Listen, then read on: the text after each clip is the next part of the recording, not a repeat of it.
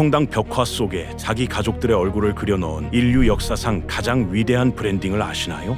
단순한 은행가였던 메디치 가문이 유럽의 왕좌를 차지하고 인류의 문명을 설계한 방법, 그 소름 돋는 부의 설계도를 지금 공개합니다. 600년 전 피렌체의 환전상을 르네상스의 아버지로 재탄생시킨 역사상 가장 위대한 브랜딩의 비밀은 르네상스라는 위대한 예술 속에 자신들을 문화의 수호자로 포지셔닝한 천재적 전략이었습니다. 바로 이 전략이 오늘날 한류의 폭발적 성공과 어떻게 연결되는지, 문화라는 도구로 자신들의 이미지를 세계에 각인시킨 메디치 가문의 비밀을 파헤쳐 보겠습니다.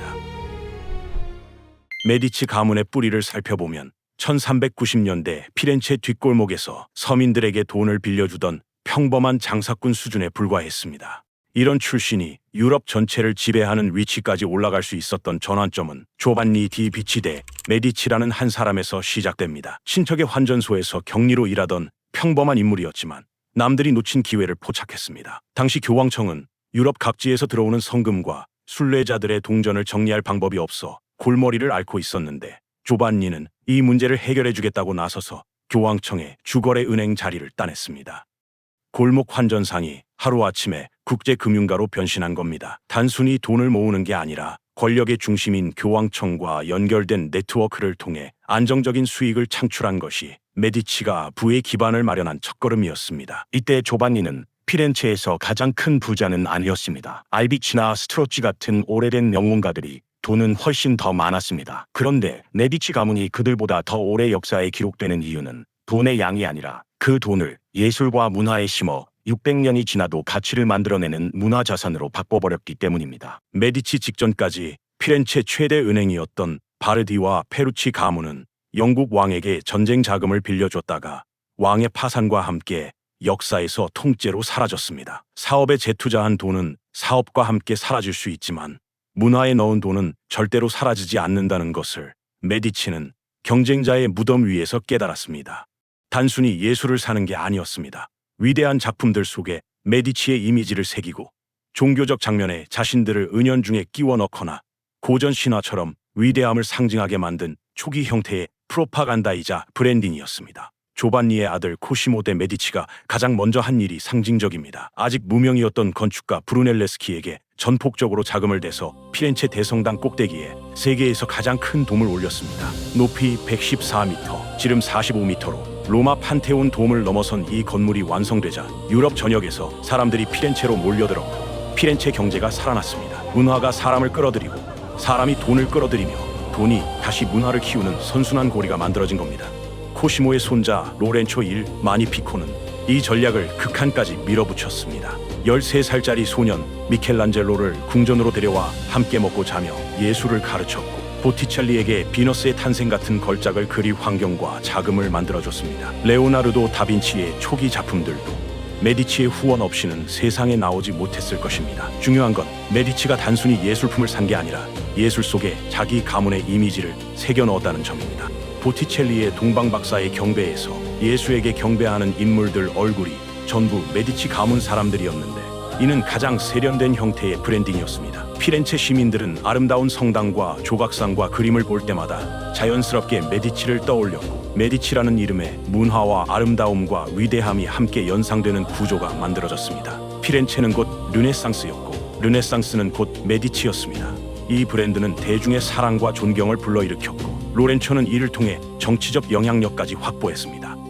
로렌초 본인이 이 전략의 본질을 드러낸 말이 있습니다. 이 모든 것이 우리 영지에 빛을 들이운다는 이 한마디는 시적인 감상이 아니라 600년 전에 이미 브랜드 마케팅의 핵심을 꿰뚫은 고백이었습니다.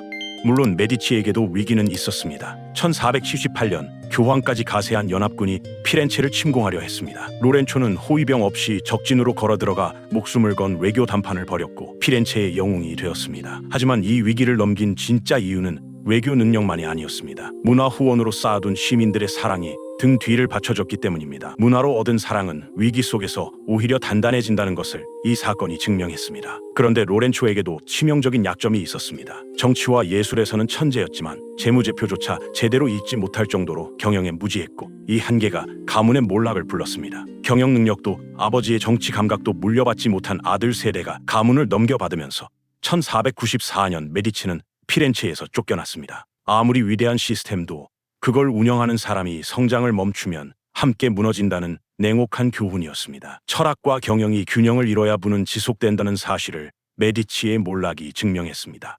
메디치가 진짜 위대해지는 순간은 쫓겨난 뒤에 찾아옵니다. 마지막 후손 안나 마리아 루이사는 300년간 모은 모든 예술품을 피렌체에 기증하면서 이 작품들은 영원히 이 도시를 떠나서는 안 된다는 단 하나의 조건을 붙였습니다. 그 유언 한 줄의 힘이 어디까지 미쳤느냐. 지금 우피치 미술관에 걸작 2,500여 점이 그대로 남아있고 2차 세계대전 때 폭격기 조종사들마저 피렌체 상공에서 폭탄 투하를 거부했다는 기록까지 있을 정도입니다. 문화에 투자한 돈이 전쟁까지 막아냈고 600년이 지난 지금도 매년 수백만 관광객이라는 형태로 그 투자금이 피렌체에 돌아오고 있습니다. 이것이 문화 투자가 만들어내는 진짜 복리 효과입니다. 돈이 아닌 유산이 남는 구조, 이것이 부의 본질입니다.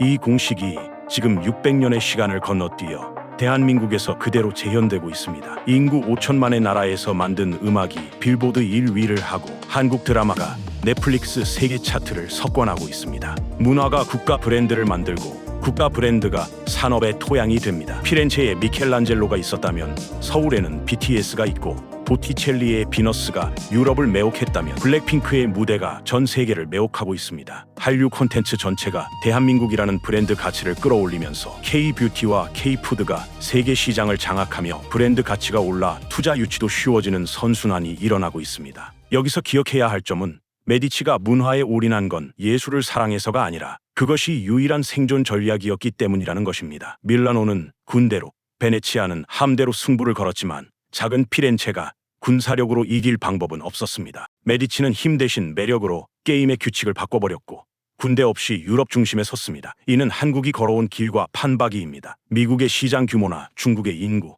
일본의 기술력과 정면 승부가 어려운 조건에서 한국은 문화와 기술이라는 비대칭 무기로 세계 판도를 뒤집었습니다. 지금 우리는 전쟁 폐허에서 일어나 전 세계 사람들이 한국어를 배우고 한국 음식을 먹고 한국 화장품을 바르는 시대에 살고 있습니다. 600년 전 피렌체 골목의 환전상 후손들이 인류의 문명을 바꿨듯 이제 대한민국이 지금 전 세계의 문화 판도를 새로 그리고 있습니다.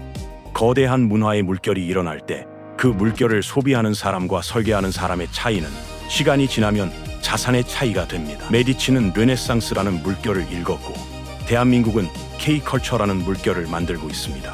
부의 본질은 돈을 쫓는 것이 아니라 흐름을 읽는 것이고 그 흐름이 지금은 문화라는 것입니다. 메디치는 르네상스를 거대한 물결로 확장시키며 그 위에서 가문을 브랜드로 만들었습니다. 그렇다면 지금 이 시대를 살아가는 우리는 어떤 물결 위에 서야 하는 것인지 그 답을 찾는 여정이 바로 부의 본질을 탐구하는 일입니다. 진정한 부는 메디치가 증명했듯 일시적인 성공을 영원한 유산으로 바꾸는 흐름을 이해하는 과정입니다. 부의 본질을 꿰뚫는 통찰의 순간 당신만의 설계도는 시작될 것입니다.